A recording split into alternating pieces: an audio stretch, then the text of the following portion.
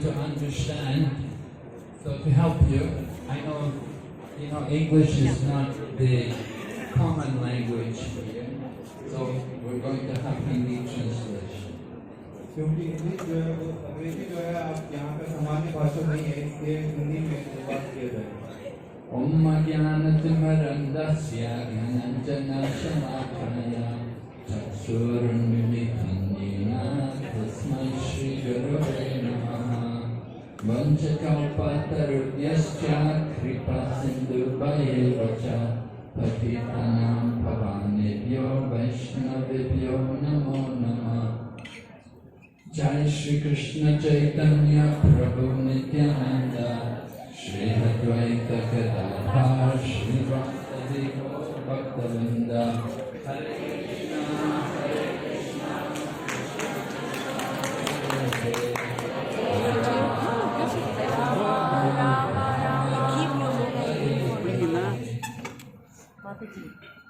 So we were hearing about holy places. You heard how this morning we've gone to the place of Gajendra Moksha. It's a holy place. तो हम आज यहाँ पे थे जो गजेंद्र मोक्ष का स्थान था उसके बारे में चर्चा करने वाले हैं। But we should understand it's the devotees, the presence of the devotees that make a place holy. किसी भी चीज को तीर्थ बनाने में भक्तों का बहुत बड़ा योगदान है। And this temple here is also a holy place. ये स्थान भी एक तीर्थ स्थान है। The Lord is here in the deity form, and the devotees are also here serving the Lord. तो यहाँ पे भगवान विग्रह रूप में स्थापित हैं और भक्त जो हैं उनका दिव्य सेवा कर रहे हैं। We should understand the purpose of going to holy places. हमें तीर्थ स्थान पे जाने का जो उद्देश्य है वो याद होना चाहिए। We don't just go to the holy place only to take a bath in the water, like the Gangoki River was there at Gajendra Moksha. तो हमारा सब पे जाने का सिर्फ ये उद्देश्य नहीं होता कि हम जाकर वहाँ पे नहा लें, जैसे कि गजेंद्र मोक्ष स्थान तीर्थ पे गंडकी नदी है। So it's not only taking the bath, but the real purpose in going to the holy places is to meet the devotees who are there. तो वहाँ पर तीर्थ स्थान पे जाने के बाद सिर्फ वहाँ पे स्नान नहीं करना चाहिए, बल्कि भक्तों से श्रवण करना चाहिए। And meeting the devotees, we should know that the purpose of meeting devotees is not simply to touch their feet, but the real purpose of meeting devotees is to hear from them. और भक्तों का संग करने में भी सिर्फ ये नहीं है कि भक्तों का संग किया तो उनके कमल स्पर्श कर दिए। भक्तों से मिलने का मतलब है कि उनसे श्रवण करना। It is the process of hearing, which is the first process of the 9 processes of Bhakti Yoga. नवता भक्ति का पहला जो प्रोसेस है, पहला जो विधान है, वो श्रवण है। The 9 processes are described in our scriptures, particularly Srimad Bhagavatam, and it begins with hearing, then comes chanting, then comes remembering, and then serving the lotus feet, and offering prayers, and worshipping, and then serving, becoming the friend, and surrendering everything.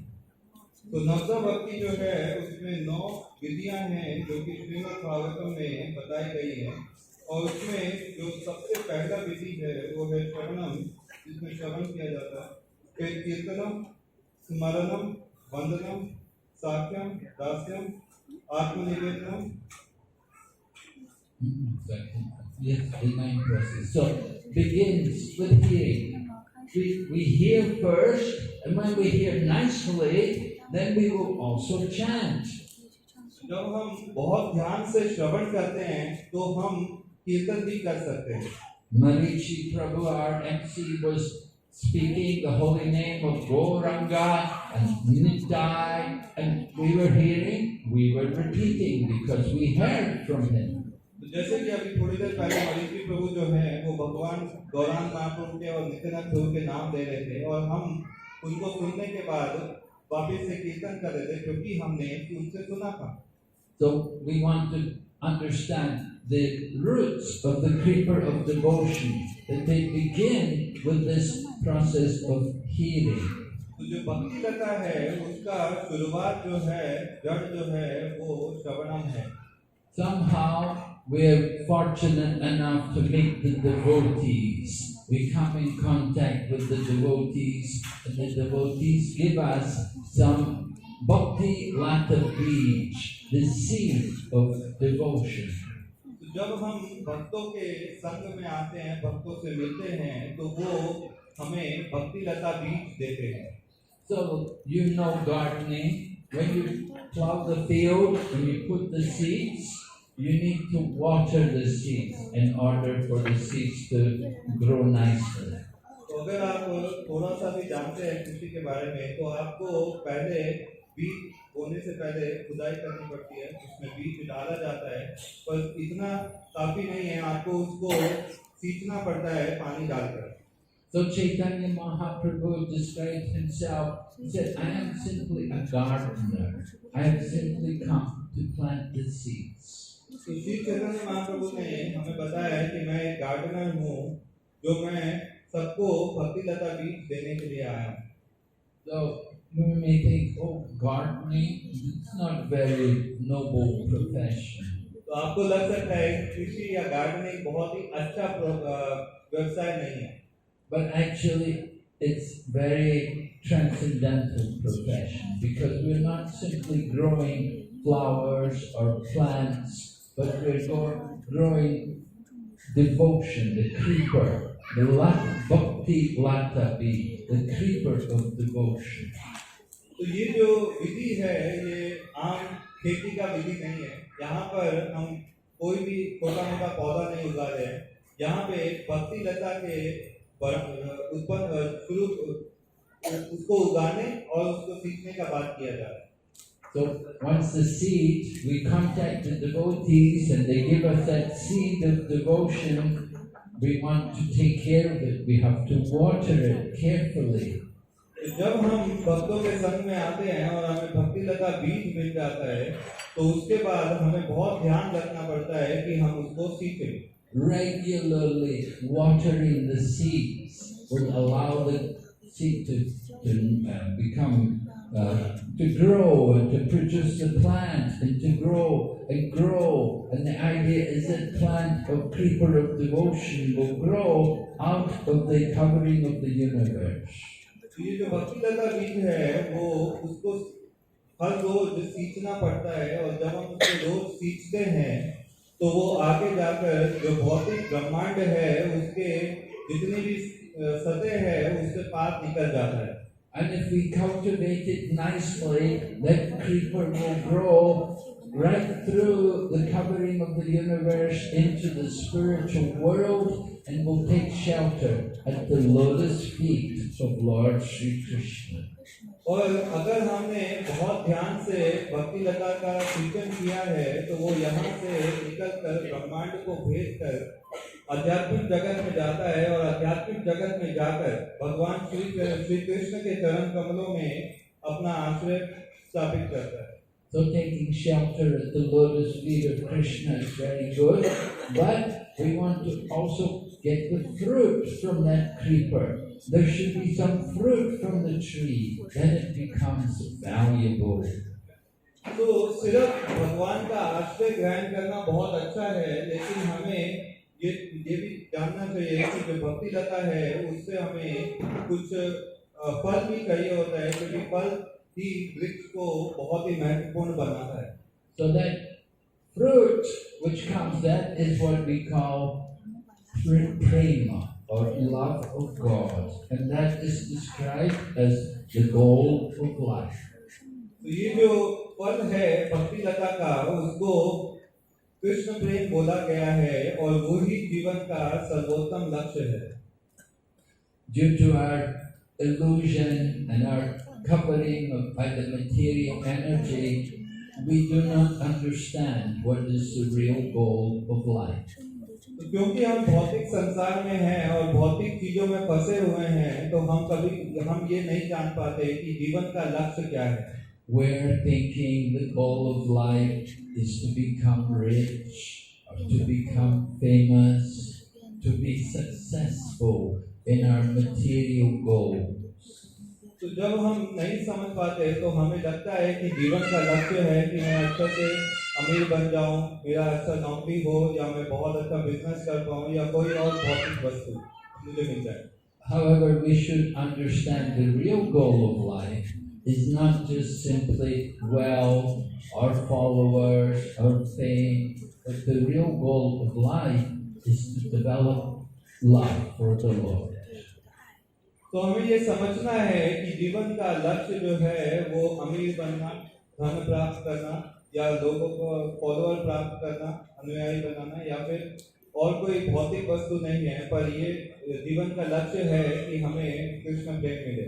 What is the sign that we have actually developed? How can we know if we've actually got any love for the Lord?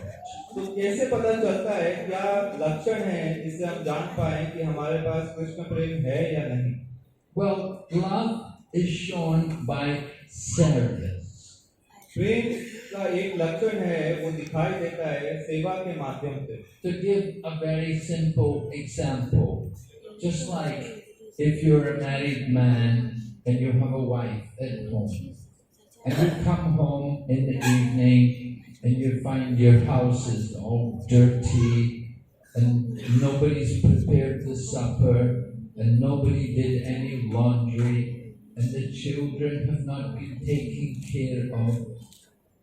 अगर जैसे एक सामान्य उदाहरण दिया जाए, तो अगर मान लीजिए कि आप विवाहित पुरुष हैं, तो आप अगर घर में जाते हैं शाम को और आप देखते हैं कि घर जो है बहुत ही गंदा है, खाना बना हुआ नहीं है, और कोई भी घर का देखभाल करने के लिए और बच्चों का देखभाल करने के लिए अवेलेबल नहीं है।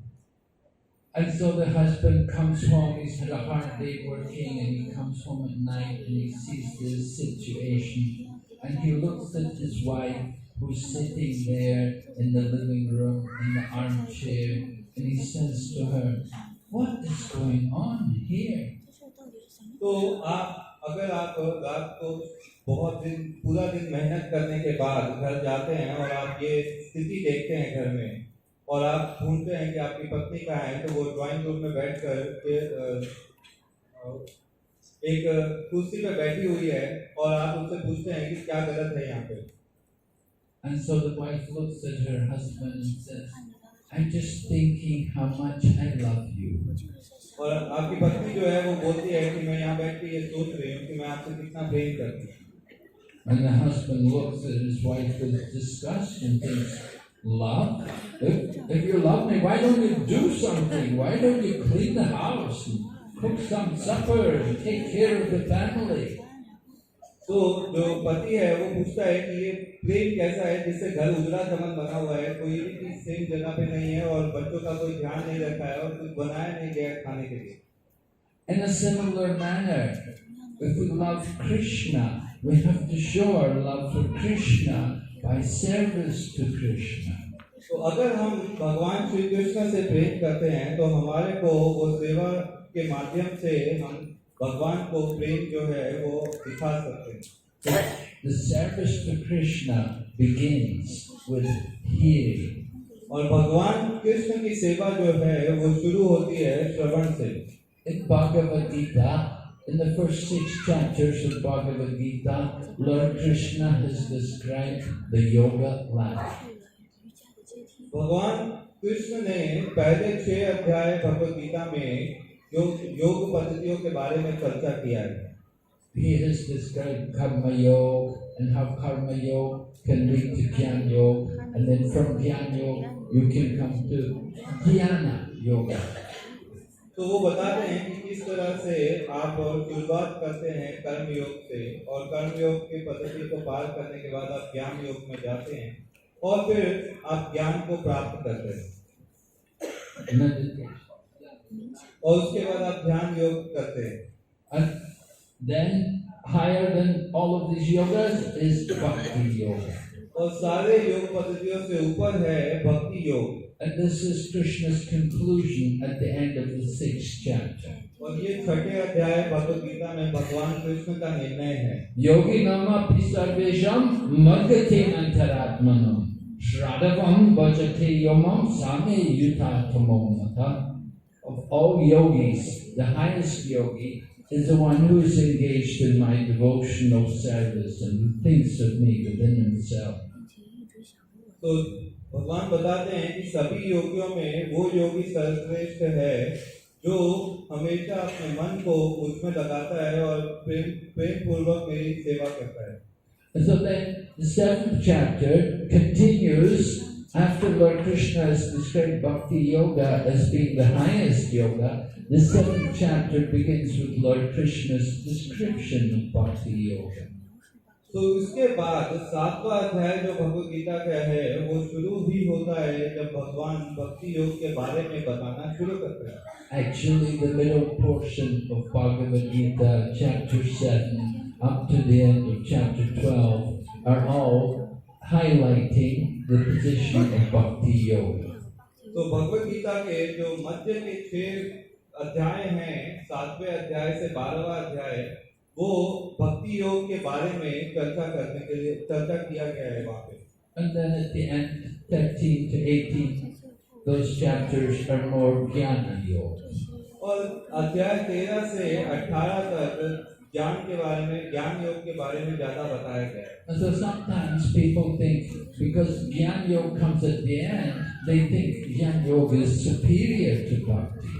तो कई बार ये सामान्य धारणा है लोगों में, वो ये सोचते हैं क्योंकि ज्ञान योग सबसे अंत में बताया गया है तो ज्ञान योग जो है वो लक्ष्य होना चाहिए। But Lord Krishna has clearly explained that Bhakti Yoga is his topmost yoga system. लेकिन भगवान कृष्ण ने साफ साफ बताया है कि भक्ति योग जो है वो सर्वोत्तम विधि है, सर्वोत्तम योग पद्धति है। Srila Prabhupada gave the example. He said, it's just like you have some sandwich. You know, you have some bread on the outside, and in the middle you put the filling, the good thing. तो श्रील प्रभुपाद जी ने ये चीज बताया है कि ये एक sandwich की तरह है जिसमें दो तरफ तो सिर्फ ब्रेड होता है लेकिन मध्य में जो आप मेन चीज करते हैं वो रखी जाती है। So the good thing in Bhagavad Gita comes here in the very heart of the Bhagavad Gita, chapter 7 up to chapter 12. और भगवद गीता का जो दुर्लभ भाग है, जो सर्वोत्तम पद्धति है, वो भगवद गीता के मध्य में 7वें अध्याय से 12वें अध्याय के बीच में बताई गई। So Lord Krishna begins the 7th chapter by saying to Arjuna, now hear, O Arjuna, how by practicing yoga with your mind attached to me, you can know me in full, free from doubt. तो भगवान 7वें अध्याय के पहले श्लोक में बताते हैं कि आप इस तरह से मेरे बारे में, मेरा आश्रय लेकर मेरे बारे में अपने मन को मुझ में लगाकर ये समझ सकते हो कि मैं मेरे बारे में पूर्ण ज्ञान प्राप्त कर सकते हो बिना संशय के। Maya Sakta Manaparta Yogam Yanjan Madashraya Asamshayam Samagramam Yata Jasnasi Touch Shrinu. The final words in that verse, touch Shrinu, very significant. They mean now hear, you have to hear. ये जो 7वें अध्याय का पहला श्लोक है उसमें जो आखिरी के शब्द हैं तत् सुनो, ये बहुत ही महत्वपूर्ण है क्योंकि वो श्रवणम के बारे में बताते हैं। So I'm explaining the importance of going to holy places is to hear, not just simply an eye exercise, not just simply to see, but to hear. तो जैसे कि मैंने शुरुआत किया था कि तीर्थ स्थानों में जाने के लिए जो उसका उद्देश्य है वो सिर्फ आंखों का एक्सरसाइज करना नहीं है कि मैं कई चीजें जो है नई चीजें मैंने यहाँ पे देखी, पर श्रवण करना है। It's a unique feature of our ISKCON temples that in all of our ISKCON centers we daily have discourses on the scriptures like Srimad Bhagavatam, Bhagavad Gita. तो ये एक बहुत ही महत्वपूर्ण गुण है ISKCON मंदिरों का, जहाँ पर हम हर रोज कई सारे वैदिक शास्त्रों पे कई सारे श्रवणम के कई सारे क्लासेस होती हैं, जैसे श्रीमद् भागवतम पे और भगवद गीता पे। And the purpose is to give everyone an opportunity to hear, because it's by hearing that we can awaken our consciousness of Krishna.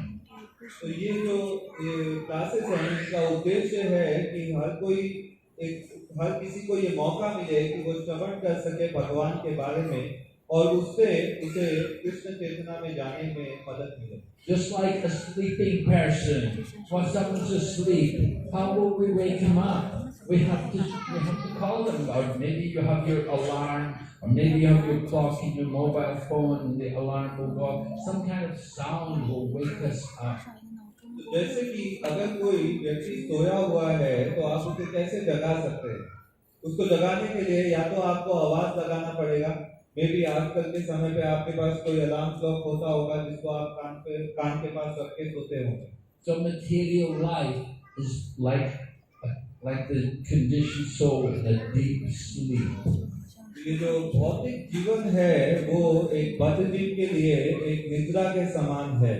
We're dreaming about finding happiness in this temporary world of flickering pleasure. तो हम इस भौतिक संसार में सुख प्राप्त करने का प्रयास कर रहे हैं, जो कि यहाँ पर उपलब्ध ही नहीं है। So we should understand it's not wrong to want happiness, but we're trying to find it in the wrong place. तो सुख को प्राप्त करने की इच्छा गलत नहीं है, पर हमें ये समझना है कि हम गलत जगह पे सुख प्राप्त करने का प्रयास कर रहे हैं। We're looking for happiness in the external objects of the material world. हम भौतिक संसार में बाहरी वस्तुओं में सुख प्राप्त करने का प्रयास कर रहे हैं। We're thinking, oh, that car will make me happy. हमें लगता है कि एक नई गाड़ी हमें खुशी दे सकती है। Oh, that apartment will make me happy. और मे भी वो वाला घर अगर ले लें तो उससे मुझे प्रसन्नता होगी। We have different visions, what we think is going to give us happiness. तो इस तरह के कई सारे सपने हम देख लेते हैं कि हमारे को प्रसन्नता किस तरह से मिलेगी। But actually the real happiness which we all desire is actually within all of us. लेकिन जो असल में सुख है वो हमारे को बाहर से नहीं बल्कि अंदर से मिलेगा। It's the nature of the soul to be happy. जीवात्मा का ये गुण है कि वो वास्तविक रूप में सुखद स्थिति में रहता है। We describe the soul as being Sat Chit Ananda, eternal, full of knowledge and full of bliss.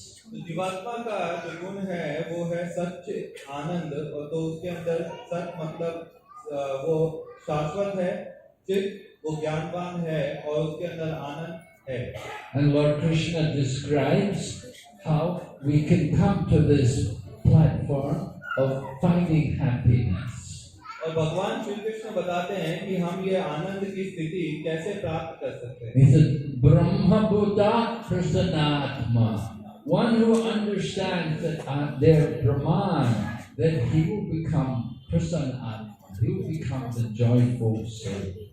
तो भगवान श्री कृष्ण बताते हैं ब्रह्म भूत प्रसन्न आत्मा की जैसे ही कोई मुझे जान लेगा तो वो इस आनंद की स्थिति में आ जाएगा।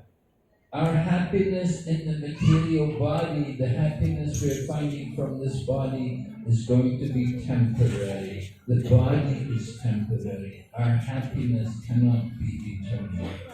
तो हम क्योंकि इस शरीर भौतिक शरीर में हैं, तो जो भी सुख हमें भौतिक शरीर में मिलेगा वो शाश्वत नहीं हो सकता, वो अशाश्वत होगा, थोड़ी देर के लिए मिलेगा, परमानेंट नहीं हो सकता। But we can find happiness very quickly, very powerfully through the chanting of the holy names. लेकिन आपको आनंद की अनुभूति हो सकती है बहुत जल्दी और बहुत ही ज्यादा मात्रा में भगवान के नाम का कीर्तन और जप करने से। And Lord Krishna has personally come in the Kali Yuga in the form of his devotee to teach all of us how to be happy. और इस कलयुग में भगवान श्री कृष्ण खुद आते हैं भक्त रूप में ये बताने के लिए कि किस तरह से हम सुख ये जो सुख का प्राप्ति कर सकते हैं। 5,000 years ago, Lord Krishna came and spoke the Bhagavad Gita. 5000 साल पूर्व भगवान श्री कृष्ण आए और उन्होंने भगवत गीता का उपदेश दिया। And at that time, he instructed, Sarva Dharmam Parigashnam Mamikam Sharanam Vraja. Give up all of your material religion and just surrender to me. तो भगवान श्री कृष्ण ने भगवत गीता में बताया, सर्व धर्म परित्यज्य मामेकम शरणं व्रज, सारे धर्मों को छोड़कर मेरे को शरणागत करो। So Lord Krishna had given the instruction that we should surrender, but he did not personally demonstrate to us how we should surrender. तो भगवान श्री कृष्ण ने ये तो बताया कि मुझे शरणागत करो, लेकिन उन्होंने करके नहीं दिखाया कि शरणागति होती कैसे है। Therefore, 500 years ago, Lord Krishna came again in the form of his devotee. इसीलिए 500 वर्ष पूर्व भगवान श्री कृष्ण दोबारा आते हैं भक्त रूप में। And in this time, Lord Krishna, in the form of his devotee, is showing all of us how we can surrender to Krishna through chanting his holy name. और फिर वो बताते हैं कि किस तरह से हम भगवान श्री कृष्ण की शरण ले सकते हैं हरे कृष्ण महामंत्र का जप करके। And as soon as we begin to chant the holy names with faith, we can immediately feel the transcendental energy awakening. और जैसे ही आप श्रद्धा के साथ भगवान श्री कृष्ण के नामों का उच्चारण करते हैं तो आपको ये अनुभूति हो सकती है। It's the nature of devotional service that it gives immediate relief from all kinds of material distress. तो ये अनुभव में आप जान सकते हैं कि ये भक्ति का जो अनुभव है उससे आपको हर तरीके के कष्ट से निवारण की अनुभूति होगी। There is so much distress in this material world. Everyone is suffering at different times. तो ये भौतिक संसार में कष्ट की कोई कमी नहीं है, हर कोई हर समय किसी न किसी कष्ट में रहता है। There are miseries of the body and mind. ये आपको शरीर और आपके मन से आपको कष्ट मिलता है। There are miseries from other living entities. फिर और जीवात्माएं आके आपको कष्ट लेके चली जाती है। And there are miseries due to the material nature. और उसके बाद भौतिक प्रकृति भी आपको कष्ट देती है। And this way we're all suffering, even though you may be very comfortably situated materially, we will still suffer. तो अगर किसी प्रकार से कष्टों की कोई कमी नहीं बचती, अगर आप भौतिक जीवन में अच्छी तरह से बैठे भी हैं तो भी आपको कष्ट मिलते रहेंगे। You may be the proprietor of a very big successful business, but you're not free from old age or disease or death. तो आप हो सकता है कि बहुत बड़ा आपका व्यवसाय हो, लेकिन फिर भी आप मृत्यु बुढ़ापे से नहीं बच सकते।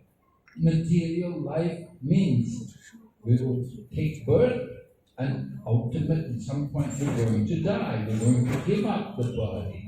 तो ये जो भौतिक शरीर है एक दिन आपको छोड़ना पड़ेगा और वो मृत्यु का समय होगा। It's described in the Bhagavad Gita. Lord Krishna has said, Jatasya hi dhruvam mrityu dhruvam janma mritasya cha. For one who has taken birth, death is certain. तो भगवान श्री कृष्ण ये चीज भगवत गीता में बताते हैं कि जिसने भी जन्म लिया है उसका मृत्यु निश्चित है। So we intelligent people will think how to prepare ourselves for that death. तो जो भी बुद्धिमान मनुष्य है वो इस बारे में विचार करेगा कि मुझे मृत्यु के लिए प्रिपरेशन करना चाहिए, तैयारी करनी चाहिए।